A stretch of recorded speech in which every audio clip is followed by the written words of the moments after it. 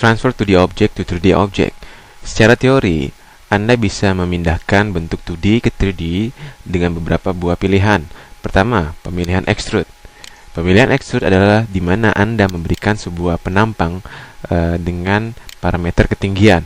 Di sini saya akan menambahkan di modifier list sebuah extrude dari benda yang sudah saya buat sebelumnya. Anda akan mendapatkan sebuah parameter ketinggian di sini, sehingga Anda akan mendapatkan bentuk seperti itu. Dan bila Anda mempunyai sebuah garis lurus seperti ini, kemudian Anda berikan kesan extrude, maka Anda akan melihat suatu kejanggalan di bagian satu sisinya memiliki sebuah volume, tetapi di sisi sebaliknya itu kosong. Dikarenakan komputer hanya bisa membaca sebuah permukaan di satu sisi saja.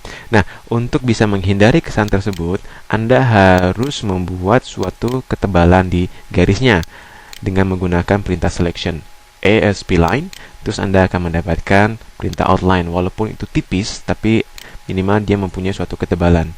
Ya, baru pada saat di extrude Anda akan mendapatkan seperti yang Anda dapatkan pula di benda sebelumnya.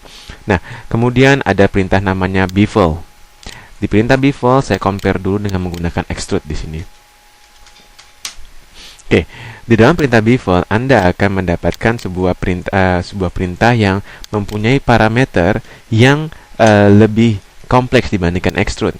Dia mempunyai suatu parameter level 1, 2, dan 3, di mana pada saat Anda mengaktifkan level 1, Anda akan mendapatkan sebuah bentuk yang sama seperti extrude. Nah, bila Anda mengaktifkan level kedua dan Anda memberikan ketinggian, maka Anda akan memberikan suatu ketinggian yang kedua. Di sini Anda bisa memainkan kesan outline, yang dimana outline itu saya minuskan, saya kecilkan. Maka Anda akan mendapatkan bentuk yang berbeda dibandingkan extrude. Dan pada saat Anda melihat suatu permukaan yang miring tersebut yang telah di outline, maka Anda akan melihat suatu bidang yang lurus, dikarenakan sifat permukaannya adalah linear side. Walaupun Anda memberikan jumlah segmented yang cukup, tetapi tidak mempengaruhi bentuknya. Lihat seperti itu. Nah, berbeda bila Anda aktifkan di curve side. Semakin banyak parametrik yang Anda berikan segmented, maka akan memberikan kehalusan di sisinya atau kelengkungan seperti yang Anda lihat. Dan juga Anda juga bisa menghilangkan kesan batas antara level 1 dengan level 2 dengan menggunakan smooth across level seperti ini. Ya. Begitu juga Anda akan mendapatkan pengertian level ketiga, membuat tambahan level yang lain seperti ini, atau ke atas atau ke bawah. Ya. Dan juga Anda bisa membuat star outline seperti kalau teks seperti bold, ya, diperbesar. Nah, ini adalah pengertian bevel. Cara kedua untuk mentransfer objek 2D menjadi 3D. Ada cara ketiga di mana dinamakan bevel profile. Konteks bevel profile sangat berbeda dengan bevel dan extrude. Untuk melakukan konsep ini, Anda harus membutuhkan dua buah objek spline.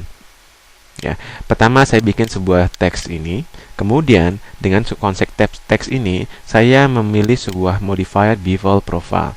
Di dalam bevel profile ini Anda akan mendapatkan suatu kategori pick profile atau pick objek spline-nya akan melewati angka 3 ini. Saya sudah membuat sebelumnya circle. Maka circle tersebut akan membuat suatu susunan yang menyerupai angka 3. Begitu juga apabila Anda memilih circle rectangle, maka bentuknya bukan circle tapi rectangle. Ini pengertian bevel profile. Nah, ada lagi contoh berikutnya. Saya mempunyai dua buah objek, rectangle dan star. Saya pilih rectangle-nya, kemudian saya kasih bevel profile di sana, dan saya pick profile, maka secara nggak langsung bentuk rectangle-nya menyerupai atau disekelilingi oleh bentuk bintang. Ya, kemanapun bintang ini Anda rubah parameternya, maka yang profile yang terjadi di sana juga ikut berubah. Ya, itu adalah pengertian bevel profile. Ada pengertian keempat, dinamakan latte. Ini juga merupakan metode yang berbeda di antara ketiganya. Di sini saya telah membuat sebuah susunan desain garis dengan kontur seperti ini. Dan konteks latte adalah di mana komputer membuat suatu lingkaran radius yang menciptakan suatu bentuk 3D, di mana pada saat Anda membuat, Anda akan mendapatkan bentuk aneh seperti ini. Anda bisa memanfaatkan alignment, maximize, center, atau minimize. Nah, pengertian latih adalah bentuk yang tadinya menyerupai sebuah garis akan diputar sebanyak derajat yang Anda inginkan. Dalam hal ini secara default 360 derajat. Nah, bila Anda merubah derajatnya, angle-nya, maka dia akan mendapatkan bentuk seperti ini.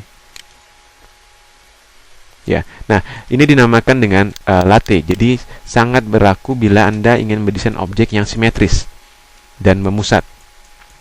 Kemudian teknik yang kelima dinamakan teknik lofting. Ini merupakan suatu teknik advance dalam mentransfer objek 2D menjadi 3D. Syaratnya Anda harus membuat objek sebuah garis lebih dari satu.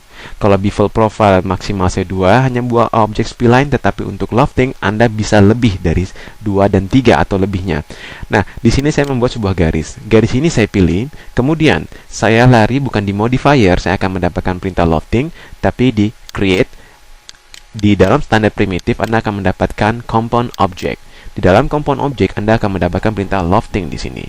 Anda cukup pilih perintah loft, kemudian dia akan memilih suatu perintah get shape. Shape adalah bentuk yang akan melewati garis ini. Pertama saya akan memilih bentuk rectangle, maka secara otomatis akan tercipta bentuk rectangle yang bentuk kelengkungannya menyerupai garis. Kemudian saya lari ke modifier. Nah, perbedaannya apa dan keunggulannya dari bevel profile? Kalau di sini Anda akan mendapatkan parameter patch parameter. Di patch parameter Anda akan mendapatkan suatu parameter yang apabila Anda rubah, Anda akan melihat di dalam display sebuah lingkaran berwarna garis silang berwarna kuning yang akan berhenti yang sesuai Anda inginkan.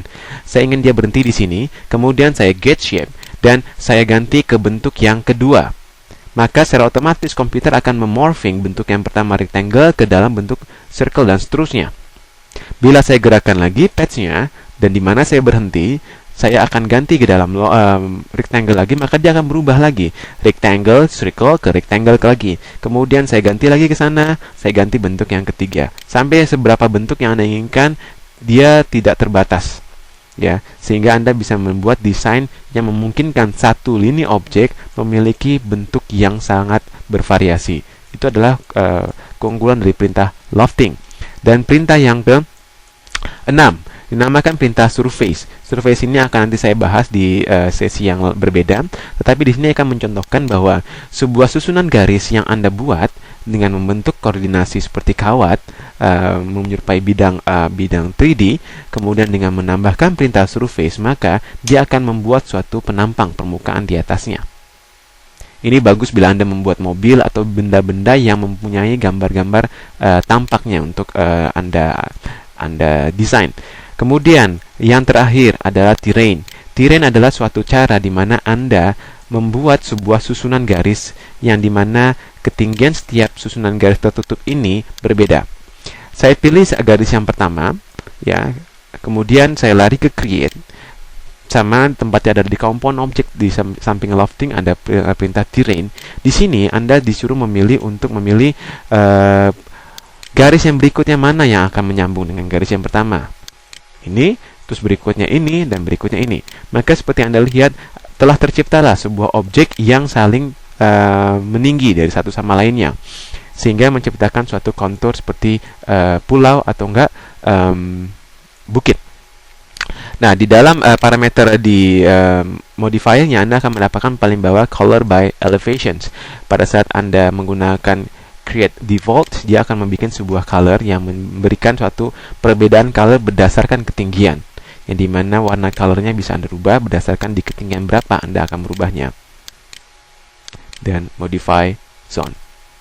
Ya, ini adalah suatu perintah-perintah yang memungkinkan untuk Anda mentransfer 2D objek Anda yang Anda buat ke dalam 3D object.